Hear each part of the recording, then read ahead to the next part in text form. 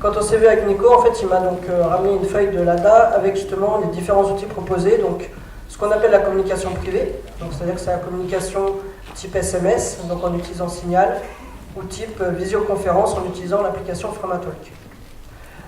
Tout ce qui est interne, donc ça veut dire que c'est vraiment entre nous, donc entre différents groupes, entre les gilets jaunes de la Sarthe, et donc pour ça on utilise Discord, Mumble.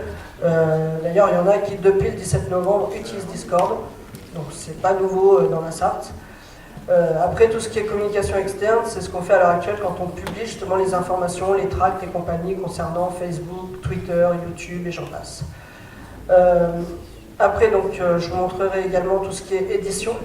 Donc l'édition, c'est pour permettre justement des outils collaboratifs, comme Framapad dont je vous parlerai, qui est la possibilité en fait de pouvoir construire, par exemple, tout à l'heure j'entendais parler d'une nouvelle constitution, par exemple. Et bien avec cet outil-là, l'avantage c'est qu'ils peuvent être 15 à travailler en même temps sur le même outil. C'est sauvegardé systématiquement et au moins comme ça ils peuvent suivre en même temps. Donc il y a Framacalc qui sert pour tout ce qui est classeur Excel.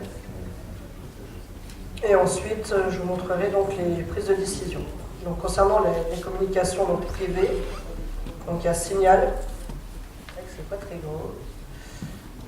Donc Signal, en fait, c'est une application tout simplement que vous téléchargez sur votre téléphone.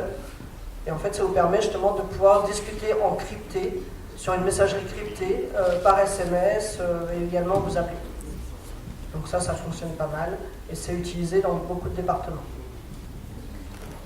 Alors après, il y a Framatalk, qui donc là pour le coup c'est de la visioconférence. En fait, comme vous voyez en bas, en fait, c'est marqué, donc c'est framatalk.org et derrière en fait c'est vous qui mettez le lien que vous voulez. Donc ça peut être Gilets jaunes de la Sarthe, ça peut être voilà, Assemblée populaire, etc. Donc en fait en mettant un nom et vous faites créer, derrière il y a seulement les personnes qui ont le lien qui peuvent vous rejoindre. Donc c'est pour ça qu'on appelle ça du réseau privé, parce que là c'est seulement si vous avez le lien que vous pouvez discuter avec les gens. Et vous pouvez être à 10, 15, 20, 50, ce sera vraiment, c'est relativement fluide. Alors après, communication interne, donc là c'est Discord. Donc Discord en fait c'est clairement, c'est pour pallier aux problèmes qu'il y a pu y avoir avec Skype fut un temps. Donc l'avantage de Discord,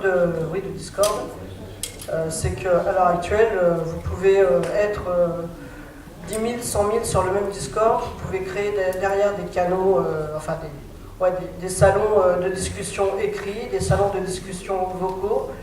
Et puis au moins comme ça, tout est crypté et vous êtes tranquille. Et pareil, pour pouvoir rajouter des gens, il faut un lien d'invitation.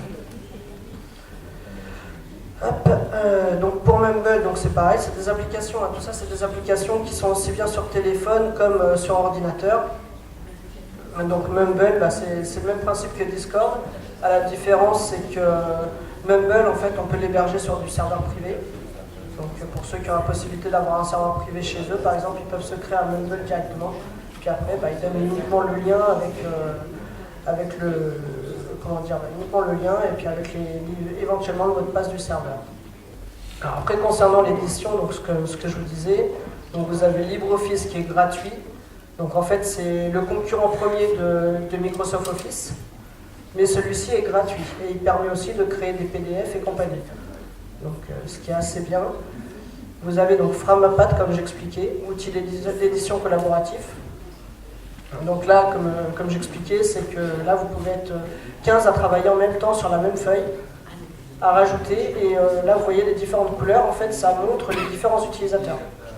Donc ça veut dire que vous pouvez être à 15 avec 15 couleurs différentes, et au moins, comme ça, on sait qui écrit. Donc c'est ça qui est bien. Donc vous avez Framacalc, qui est exactement sur le même modèle. Donc ça, c'est du tableur, tout simplement. Donc avec un nom, vous mettez un nom, vous envoyez le lien, et tout le monde peut y accéder. Donc, pour finir avec les prises de décision, donc ça c'est pareil, l'avantage de cet outil que je vous présente qui est Framadate, ça permet en fait tout simplement de pouvoir créer des sondages, de pouvoir créer,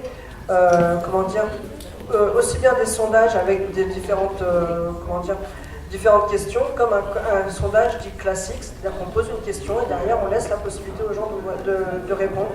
Donc ça peut être, un exemple tout bête, quelles sont les actions que vous souhaitez faire.